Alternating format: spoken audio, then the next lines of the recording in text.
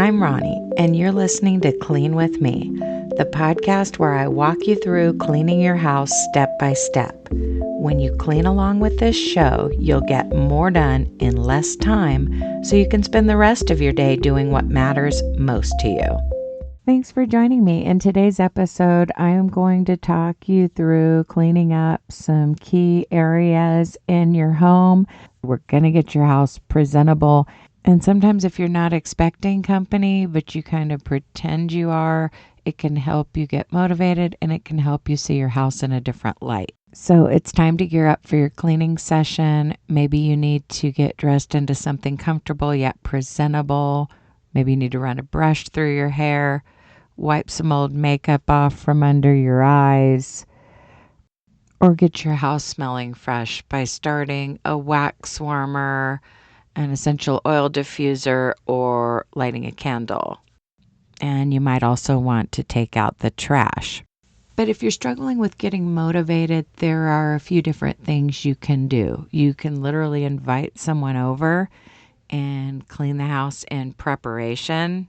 That's pretty much a foolproof way to get motivated. Or if you don't feel like having company right now, you can think about something that you would do if you didn't have this housework hanging over your head. Because a lot of times we have hobbies or just things that we've been putting off that we'd like to do, but we feel like we can't give ourselves permission to do those things until our house is under control. So maybe there's something that you'd like to do after you get your house clean, and that can motivate you. Or lastly, maybe you need to just envision your house clean and think about how excited you are about the finished results, how nice it's going to be to sit around in a clean house, or for your spouse to walk in and notice that you've been cleaning. And sometimes you also need to realize that the cleaning is not going to take as long as you think. It's not going to be as difficult as you think. Just getting started is often half the battle. Sometimes if you tell yourself you're going to clean for just 5 minutes or 10 minutes or 15 minutes, you will keep going after that because the hard part was getting started. My kitchen's in pretty good condition right now, but what's going to motivate me to do those finishing touches and get down to dish zero, deal with those few things I have soaking in the sink, is the fact that I'm going to be making homemade hamburger buns later using my bread machine's dough cycle. And I'm going to experiment with a new recipe, and I'm kind of excited about it. But I have this personal rule about getting the kitchen perfectly clean before I begin, because I love baking in a clean kitchen. And I know not everybody's into baking bread or just in that mode right now. Maybe you're in survival mode and you're like, the last thing I have time to do is bake bread. There's a reason they have that saying that something's the greatest thing since sliced bread. You're like, I buy my hamburger buns for a couple bucks or whatever. I get it because I'm not always in baking mode either. And this wasn't always my hobby. But there might be something else you'd like to spend time on once your kitchen's clean. And the reason I emphasize the kitchen in these episodes is because I feel it's the most tedious part for a lot of us. We've got to wash the dishes, and then there's so many different things to clean in the kitchen. And it often needs to be swept and mopped. And I feel like the less detailed chores like folding laundry, vacuuming, sweeping can be done while listening to virtually any podcast. But if you want to listen to me during a whole house cleaning session, I have episodes for that, and most of them are bonus episodes. If you visit cleanwithmepodcast.com, you can find the instructions for subscribing to bonus content if that's not already being advertised to you within the podcast app you're listening on. By the way, special thanks to my financial supporters who support the show either through Apple Podcasts, that purple app on iPhones, or Spotify via Patreon. There's an integration there where Spotify advertises the bonus episodes, and you can actually listen to them within the Spotify app by joining my Patreon. Or if you're not using the Spotify app or the podcast app, you can also just subscribe to my Patreon and listen to the episodes directly on the Patreon website or Patreon app. And lastly, there's something called the Spreaker Supporters Club that you can join, and that will give you a link to the Spreaker website where you can listen to those bonus episodes. It's the same episodes whether you subscribe to Clean With Me Unplugged on Apple Podcasts, Spotify, Patreon, Spreaker Supporters Club. You only need to do one of those things to gain access to those bonus episodes. By now you've had time to gear up for our cleaning session. Let's get started. It's time to quickly pick up your front room or your first impression area that can be seen from the entrance. Okay, maybe you have an entryway and foyer area that includes kind of a hallway that heads back to a living area that's in the back of your house, or maybe your living room is on the front of the house. It's time to pick up clutter from that area. Or if your front entrance area, that front room, is perpetually tidy, maybe you want to concentrate your efforts on the family room that's further back in your house. I don't know what your floor plan is or if you have multiple living areas, but it's time to do what I call an outer areas pickup. You're going to remove any clutter from the floor. You're going to remove things from the furniture that don't belong. Maybe someone's sweater is on the couch, or there's a forgotten bowl or cup on the coffee table or side table. Maybe you need to straighten those couch cushions or fold up a throw blanket. Maybe you need to put some pet toys in a toy box or children's toys in a toy box.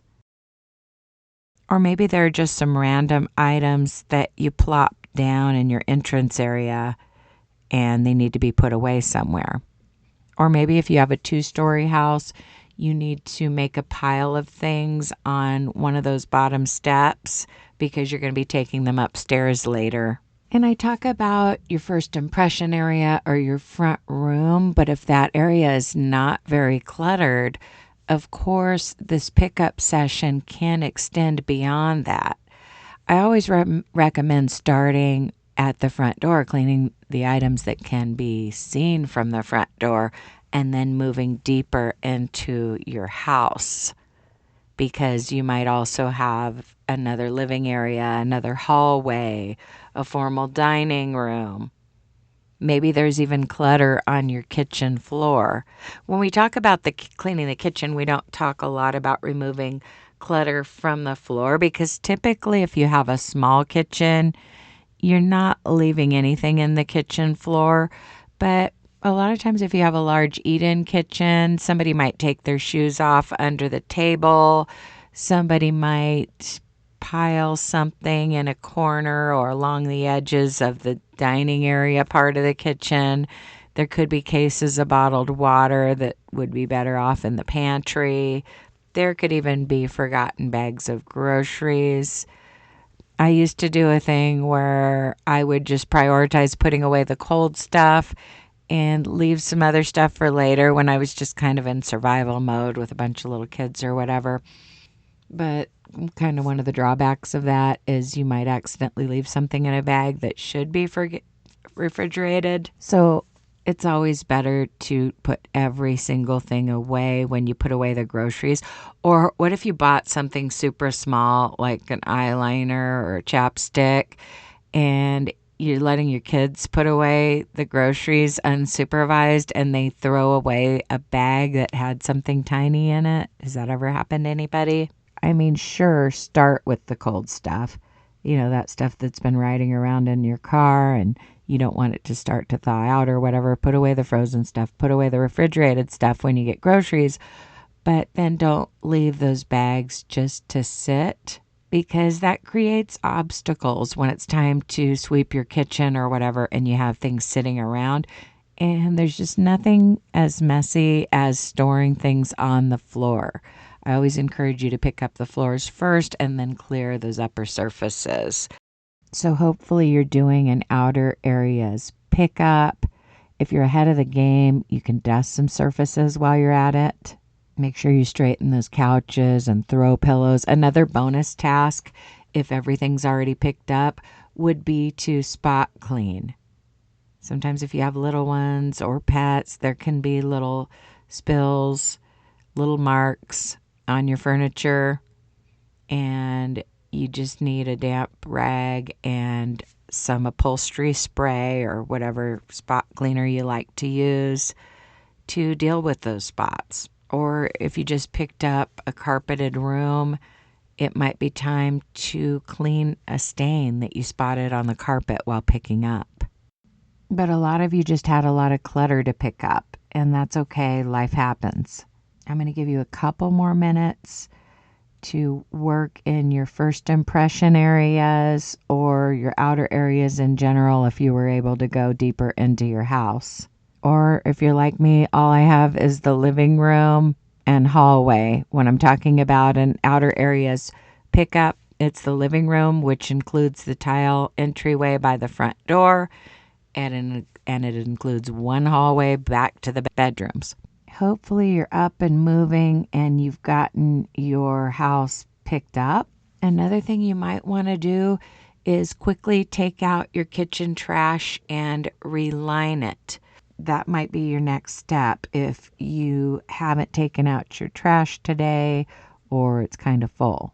I went to a funeral yesterday of a guy from our church. We didn't know him super well, but he was a very nice guy, and we definitely wanted to pay our respects. And when you go to a funeral, I don't know about you, but it always gets me thinking about how people would remember me or what they would say about me. And something I notice at funerals is people tend to notice the little day-to-day things that you do. It's one of the reasons why I like baking fresh bread for my family, because I feel like they get more excited about that than just regular cooking, that they expect me to cook something for dinner, but they get excited about that fresh baked bread. So I definitely want to make time for that in my life, and keeping a clean kitchen makes it easier for me to do that. There might be something else that you do, like making a homemade dessert. Who knows what it is, but there's probably something that you make that's kind of your specialty, but you don't take the time to make it when you're feeling overwhelmed. That's why I want you to be consistent and clean along with my show at least 3 days a week, because we have 3 episodes a week. I don't know if I'm always going to do 3 episodes a week. Right now I do 2 regular episodes plus a bonus, but I don't know if it's always going to be that way. But I encourage you to take advantage of all these episodes. And you can literally clean along with this show every day because there's such a huge library. There are hundreds of episodes. Most of them are pretty timeless. For example, if you get done here and you need to clean a bedroom, just scroll down and find an episode about cleaning your bedroom, because that's not something we're going to cover in this episode. But of course, I have made several bedroom episodes in the past. Okay, the next thing I want you to do is head to the kitchen if you're not already in there and put away any food items that were left out on the countertops. Throw away any trash now that you have a freshly lined wastebasket, and declutter the counters. This means the usual tidying up that you would do when you're putting away food, throwing away trash, and just grabbing things that don't belong in the kitchen, something somebody plopped down that needs to go into their bedroom. But what it also means is kind of reevaluating which appliances you have out. For example, right now I have one of those magic bullets sitting out on the countertop. It's a little blender chopper thing, but I'm probably not going to be using that again for a while. So that's going to get put away. Because if I leave the appliance out every time I use it, pretty soon I'm going to have a lot of gadgets out on my countertop. And right now, my bread machine is going to be perpetually out for a while because I'm on a baking kick. My husband has a little portable ice maker. We don't have a refrigerator with a built-in ice maker, so that's something he likes to keep out on the countertop. And always organize your kitchen in a way that's conducive to your lifestyle. Whichever appliance you're using on a daily basis or almost daily might have earned a position on your countertop, but if you're like me, you kind of go in and out of different phases. Yesterday, I cooked Spanish rice in the Instant Pot, and I had not used my Instant Pot in a super long time. So it's probably going to go back into the pantry because it's a once in a while thing. Remember when Instant Pots were all the rage? I definitely like having one. There are certain things I like to cook in it, but I'm not on board with just making everything in the Instant Pot. When you first get something, you're like, I'm going to make everything in this. And then you find out that the chicken's kind of rubbery or whatever. Things that I do like to make and just be clearing off your countertops, of course. And if you get done with that, start wiping them down. But things that I like making in the Instant Pot include beans, rice, stews and soups. And then I have other things that I make in a crock pot, a slow cooker. I like to get a bone-in turkey breast, which is basically the body of the turkey minus the legs and wings. It'll say like turkey breast with rib meat, but it's really just the turkey with the legs and wings missing. Believe it or not, that comes out amazing in the crock pot. And you might be thinking, I don't really like crock pot chicken. It's just kind of bland or whatever. Something about doing it with turkey, it hits different. I recommend putting one of those bone-in turkey breasts in a large slow cooker, aka crock pot.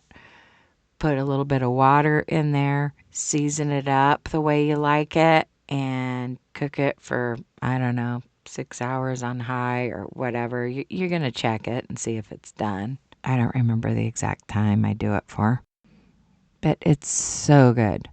The only reason I don't make it more often is because I buy those frozen and then it takes a long time to thaw it out. So it kind of takes some advanced planning. And usually I tend to pull something out between the time I get up and noon to thaw for dinner. I'm not always thinking days in advance.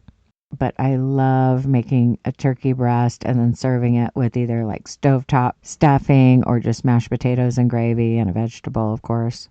If you haven't already done so, it's time to wipe off your table and your countertops. If you have a kitchen table or maybe you have a dining room in another room, maybe you have two different tables. But wipe down a table and your countertops. You've already cleared off your countertops, so you would spray it with an all-purpose cleaner.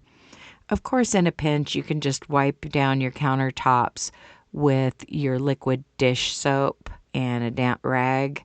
That's the way my husband does it. He does dishes and then, he creates that dishwater and then he dips the rag in it and wrings it out, wipes down the countertops, and that certainly works.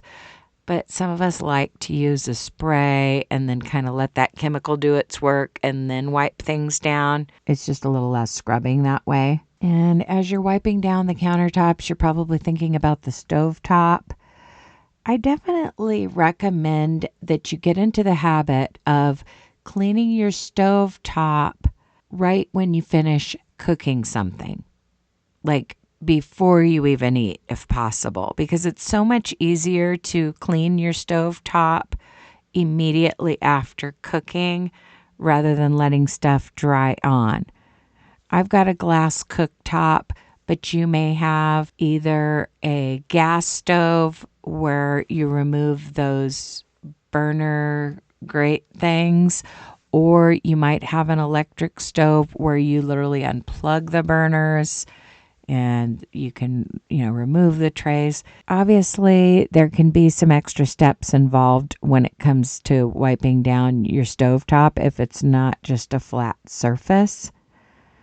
but it really doesn't take that long if you do it immediately while the food's still warm and fresh. And then you don't have like this really difficult scrubbing session when you go to deep clean your kitchen. And it's just not a good idea to leave dried on food on your stovetop. You're going to attract pests that way. No judgment here if you've let stuff fall into the burners and you're dealing with it right now. But I'm just talking about an idea for a new habit, because we don't become better housekeepers just overnight. But what we can do is just constantly be implementing new habits. As you listen to the show, I'm hoping that you're developing new habits when I give you these tips for making your future cleaning sessions easier. And of course, there might be other people who cook in your house. So maybe you do wipe down the stove immediately after cooking, but then during the cleaning session, you're dealing with whatever crumbs your kids or spouse dropped in the burners. And of course, when you're wiping down countertops, you're wiping down those small appliances. You're wiping the outsides of them. You're picking up. You're wiping under them. I'm talking about things like your toaster, a portable ice maker if you have one, your Keurig or other coffee maker, your blender, your crock pot, your bread machine, whichever appliance is out. Your kitchen can look a little dirty if those items have food smudges on them. You want to make sure that you're not forgetting to wipe down those small appliances and you're cleaning under them. Yes, it's more work the more obstacles you have on the countertops, but if you choose to keep things there, you need to wipe those down and wipe under them during the step when you're wiping your kitchen surfaces. And of course, you've got large appliances to wipe down. I think we always remember that we've got to wipe down our countertops and stovetop and, the area around the sink and in the sink. Of course, do all that. And of course, you do that regularly. But sometimes there's a temptation to skip some important finishing touches that make your kitchen look clean. Wiping down the backsplash area, the wall or the tiles between your countertop and your lower cabinets, or between your stove and your upper cabinet or your microwave. Okay. You're also going to wipe down your appliance fronts. Okay, as a finishing touch, even if it's not a day that I'm wiping down the actual cabinets, I will spray the front of my oven, the front of my dishwasher, and the exterior of my refrigerator with a glass cleaning spray or a multi-purpose glass and surface cleaner, and shine those up. It makes a huge difference. And of course, your bonus task, should you choose to accept it, and if it needs to be done, or if you just feel like doing it, is to wipe down your cabinets. But normally you wipe your upper cabinets before wiping down the counter, but I don't really worry about that. Like one time we got some hate. We got, some kind of a negative comment about not telling people to clean from the top down, but sorry, my cabinets aren't so dirty that if I wipe them down, there's going to be just chunks of food falling to the countertop. I wipe things down as I go. If I just smeared food on my cabinet, I would probably just wipe that off. So when I'm wiping down cabinets, it's more to just sanitize them and remove the visual fingerprints. Because whether you have dark cabinets or light cabinets, unless they're somewhere in between, they show a lot of fingerprints. And when we're cooking, there are, our substances on our hands, and we're likely to leave fingerprints or whatever. So sometimes I wipe down the cabinets after wiping the countertops. I try to tell you to do it first, but in reality, I clean in order of priority. And yes, if I clean out my microwave, I wipe down the stove that's below it after cleaning it out. But I often wipe down my cabinets just at the end of the cleaning session, just before I move on to cleaning the floor. So wiping down your cabinets is a bonus task if it needs to be done. while you're doing that, I want you to think about the status of your dishes. Do you have clean dishes sitting in your dishwasher?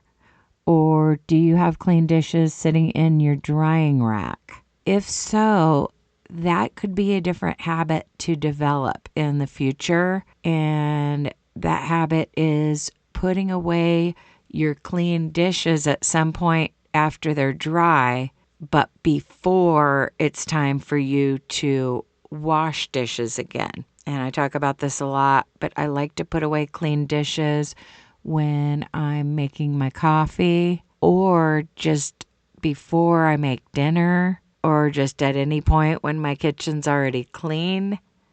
When your kitchen's clean, you want to avoid just going, oh, great, my kitchen's clean. There are no dirty dishes, so I'm done.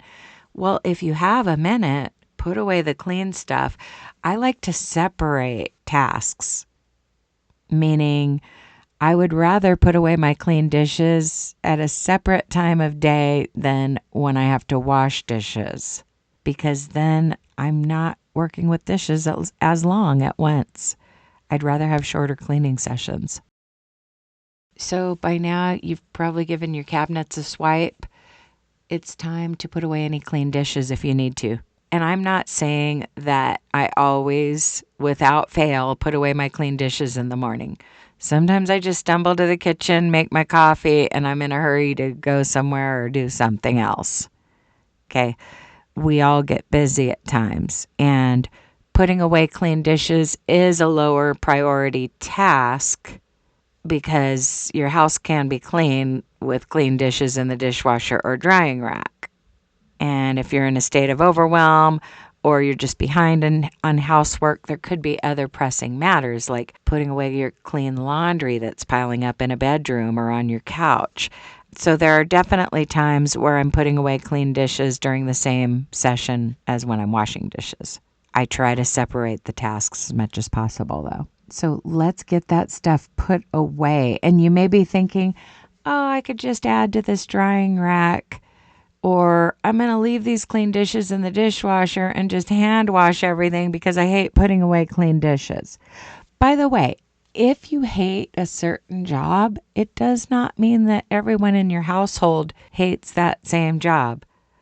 I have found that if I ask the kids to put away the clean dishes, they're not very reluctant to do that. They really don't mind it. They would rather do that than wash dirty dishes. And sometimes I give them a would you rather question. Hey, I need some help with housework. Would you rather put away the clean dishes or, and then give them some other option, fold a load of laundry, knowing full well which one they're going to choose. It's a good psychology technique to give people choices. It just is. By the way, I really need to redo my chore list again. I just did, but I want to make some tweaks in it. There's always room for improvement, I think, in our household routines. And when I see that something isn't working, I make a few tweaks. And my chore list is an Excel spreadsheet. So when I go in and change it, I don't have to reinvent the wheel and make a whole new one. I just edit a few things, reprint it, hang it up in the kitchen. Another thing I tend to delegate is vacuuming. Okay, at the beginning of this episode, I had you pick up your outer areas. There may be someone home right now who does not mind vacuuming at all, whether that's your spouse or a school-age child. So that can be a good one to delegate. I feel like my kids don't love doing an outer areas pickup, but if somebody else picks up and it's like, hey, can you vacuum? And I think just in general, kids would rather clean surfaces than put things away, but it's often their mess that needs to be put away, and that's why we're constantly telling them, pick up, pick up, pick up. So it's kind of a catch-22. If you haven't already, it's time to start washing dishes, and maybe you need to quickly gather dishes from around the house to make sure everything gets included in your dishwashing session. It can be disheartening to wash what you think is all the dishes, and then come dinner time, you're like, yeah, they're clean in the dishwasher. they open it up and there's only 3 forks in there because every teenager was hoarding dishes in their room or something. Make sure that you gather things up so that you can get everything into that dishwasher load or that sink load. And for the next 6 minutes, I just want you to do dishes. Of course, if you are keeping up on dishes, great. Give yourself a pat on the back for that. And move on to sweeping and mopping your kitchen floor. Or if it's not a day where you need to do that, vacuuming your outer areas. Or if you have a 2-story, vacuuming either the downstairs or the upstairs. Okay, but a lot of you have dishes to do. So that's going to be kind of the main focus that I'm going to be talking about here. For those of you who are doing dishes for the remainder of this episode, I encourage you to keep working after the episode if you still have time. Some suggestions would be to sit down and fold and put away some residual clean laundry or maybe some clean laundry that you're going to be pulling out of the dryer. When I'm scrolling on my phone at night and I come across YouTube videos on topics that I'm interested in, I will often just add them to the Watch Later playlist. I have a private playlist on my YouTube account called Watch Later, because I don't want to get wrapped up in some long video at that moment. I'm just kind of doing a quick scroll session before my husband and I start watching a show or whatever, when you just kind of check your phone and you see something in the feed and you're like, wow, that's interesting. We're all interested in different topics. It helps me resist the temptation to watch the video right then and there when it's not the ideal time because I'm not alone. I want to do something more interactive. And some people will say, like, watching TV with your spouse doesn't count as interacting with him, blah, blah, blah. But a lot of men want to watch TV with their wife. My dad did. It's a thing, folks. We've been watching the old episodes of The Twilight Zone. Yes, we've seen a lot of them. They're from the 60s. But they're on Amazon Prime right now. So just a fun idea of something to watch. Some of them are dumb, but some of them are cool. It's just the nature of the show. But I'm telling you, there are a lot of episodes. And if you already have Amazon Prime, then for getting your free shipping or whatever on Amazon, it comes with that Prime Video. This is not sponsored or anything. I'm just talking about what I do. So when I'm getting situated, or maybe it's a commercial or something, and I'm looking at my phone and I see an interesting video, it goes to my Watch Later. Where I was going with that is after this episode, when you're done doing your dishes and you want to still do more in your house, and it could be time to fold and put away laundry or vacuum or sweep and mop, while you're doing those kind of general tasks that are a little less tedious, you might want to keep your mind stimulated by listening to something. And that's kind of what I do when I'm folding and putting away laundry or doing some other type of kind of boring housework. I pop in my earbuds and listen to those things that I saved to my Watch Later list. And I'm saying YouTube videos, they are videos, but a lot of times they're just talking head videos where somebody's talking about a subject and I don't need to be staring at the person. I'm just listening. I like to be productive and be listening to something while I'm doing something else. And there's a time to be fully present in situations and do just one thing at a time. But menial housework is a time where you need your brain stimulated, I guess, to help you get through it. At least that's how I am. And hopefully I'm helping you with that by creating these episodes. Hopefully you're almost done with those dishes and you're ready to switch gears. You may be tired, but sometimes I look at sitting down and folding laundry as a break. Or maybe this was all the cleaning that you're going to do today. Or maybe this got you up and going and you're going to listen to a bedroom cleaning episode or a bathroom deep clean. We're out of time, but you might want to listen to a bathroom episode if you are expecting company. I mean, that said, it doesn't take long to get your bathroom company ready if you've been cleaning it on a regular basis. You might want to just check and make sure there's no clutter on the floor. Clear off the countertop, sanitize your toilet and flush your handle, wipe down the seat and everything. Give your countertops a swipe, obviously with a different wipe or different paper towel, or, spray the mirror. I do bathroom touch-ups to get my bathroom company ready, and it doesn't take as long as the full deep clean, of course. Whatever you're going to do after this, I hope you got a lot done during the episode. Again, special thanks to my financial supporters, but even just listening to these free episodes helps me, so I appreciate each and every one of you.